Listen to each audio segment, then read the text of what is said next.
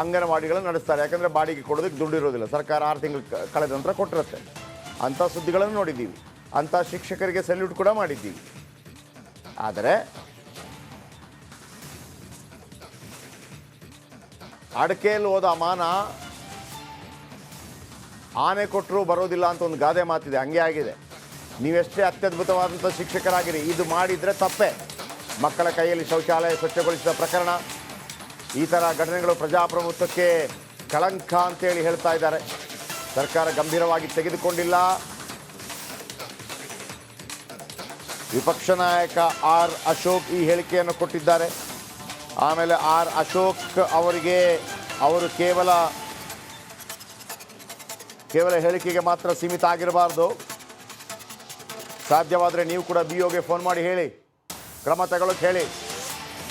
ಕೇವಲ TV ಅವರು ಬಂದರು, ಮೈಕ್ ತೋರಿಸಿದ್ರು ಅಂದ ತಕ್ಷಣ ಈ ರೀತಿ ಆಗಬಾರ್ದು, ಪ್ರಜಾಪ್ರಭುತ್ವ ಕಳಂಕ ಅಲ್ಲ. ಅಷ್ಟೇ ಅಲ್ಲ, ವಿಪಕ್ಷ ನಾಯಕರಾಗಿ ನಿಮ್ಮ ಕೆಲಸ BOಗೆ ಈ ಕ್ಷಣಕ್ಕೆ ಹೋಗೋದಕ್ಕೆ ಫೋನ್ ಮಾಡಿ. ನಿಮಗೆ ರೈಟ್ಸ್ ಇದೆ, ಇವರ ಶಾಡೋ CM. ಯಾಕಾಗಿಲ್ಲ ಅಂತ ಕೇಳೋ ರೈಟ್ಸ್ ನಿಮಗಿದೆ, ಅಧಿಕಾರ ಇದೆ, ಸಂವಿಧಾನಬದ್ಧ ಅಧಿಕಾರ ಇದೆ. ನೀವು ಜಿಲ್ಲಾಧಿಕಾರಿಗಳ ಮೀಟಿಂಗ್ ಕೂಡ ಮಾಡ್ಬೋದು, ಮಾಹಿತಿ ಕೇಳ್ಬೋದು ಅಲ್ವಾ? ಅಶೋಕ್ ಅವರೇ ಮಾತಾಡಿದರೆ ಕೇಳಿಸ್ಕೊಳ್ಳಿ. ಅದ ನಾನು ನೋಡೋಣ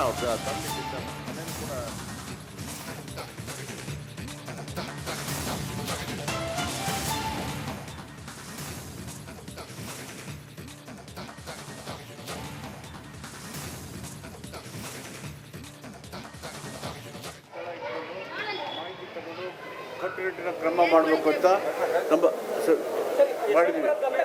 ಅದರಿಂದ ನನ್ನ ಗಮನಕ್ಕೆ ಬಂದಿಲ್ಲ. ಅದು ಎಲ್ಲ ಒಂದು ನಡೆದ ಜನರಲೈಸ್ ಮಾಡೋಕೋಬೇಡಿ. ಅದರ ವಿಲ್ ನಾಟ್ ಸ್ಪೇರ್ ಎನಿಬಡಿ. ಅಲ್ಲಿ ಶಾಲೆಗಳಲ್ಲಿ ಏನಾಗುತ್ತೆ ಅದು ವಿಚಕ್ಷಣ ದಳ ಇಟ್ಕೊಂಡು ಮಾಹಿತಿ ತಗೊಂಡು ಕಟ್ಟುನಿಟ್ಟಿನ ಕ್ರಮ ಮಾಡಬೇಕು ಅಂತ ನಮ್ಮ ಮಾಡಿದ್ದೀವಿ. ಅದರಿಂದ ನನ್ನ ಗಮನಕ್ಕೆ ಬಂದಿಲ್ಲ. ಅದು ಎಲ್ಲ ಒಂದು ನಡೆದ ಜನರಲೈಸ್ ಮಾಡೋಕೋಬೇಡಿ. ಅದರ ವಿಲ್ ನಾಟ್ ಸ್ಪೇರ್ ಎನಿಬಡಿ. ಅಲ್ಲಿ ಶಾಲೆಗಳಲ್ಲಿ ಏನಾಗುತ್ತೆ ಅದು ವಿಚಕ್ಷಣ ದಳ ಇಟ್ಕೊಂಡು ಮಾಹಿತಿ ತಗೊಂಡು ಕಟ್ಟುನಿಟ್ಟಿನ ಕ್ರಮ ಮಾಡಬೇಕು ಅಂತ ನಮ್ಮ ಮಾಡಿದ್ದೀವಿ. ನಾನು ಕಾಂಗ್ರೆಸ್ ನಾಯಕರನ್ನು ಇಲ್ಲಿ ಪ್ರತಿಭಟನೆ ಮಾಡ್ತಾ ಇರೋ ಕಾಂಗ್ರೆಸ್ ನಾಯಕರನ್ನು ಕೇಳಕ್ಕೆ ಇಷ್ಟಪಡ್ತೀನಿ. ಅವ್ರಿಗೆ ಪ್ರಶ್ನೆಗಳು ಅಷ್ಟು ದೂರ ಡೆಲ್ಲಿಗೆ ಯಾಕೆ ಹೋಗ್ತೀರಾ? ನಮ್ಮ ಕರ್ನಾಟಕದ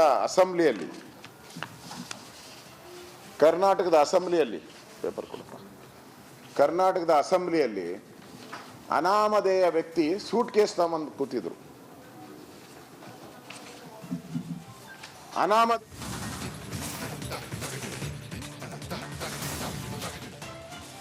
ಆದರೆ ಇವತ್ತೇ ಈಗಲೇ ಅಲ್ಲಿಗೆ ಹೋಗಿ ಸ್ಥಳದಲ್ಲಿ ಏನೇನಾಗಿದೆ, ಮಕ್ಕಳಿಗೆ ಏನೇನು ತೊಂದರೆ ಕೊಟ್ಟಿದ್ದಾರೆ, ಯಾರ್ಯಾರು ಇದರಲ್ಲಿ ಭಾಗಿಯಾಗಿದ್ದಾರೆ, ಇವೆಲ್ಲ ಮಾಹಿತಿಯನ್ನು ಇವತ್ತೇ ನಾನು ಪ್ರತ್ಯಕ್ಷವಾಗಿ ಹೋಗಿ ತಗೊಳ್ಳೋವಂಥ ಕೆಲಸವನ್ನು ನಾನು ಮಾಡ್ತೀನಿ. ಆದರೆ ಇವತ್ತೇ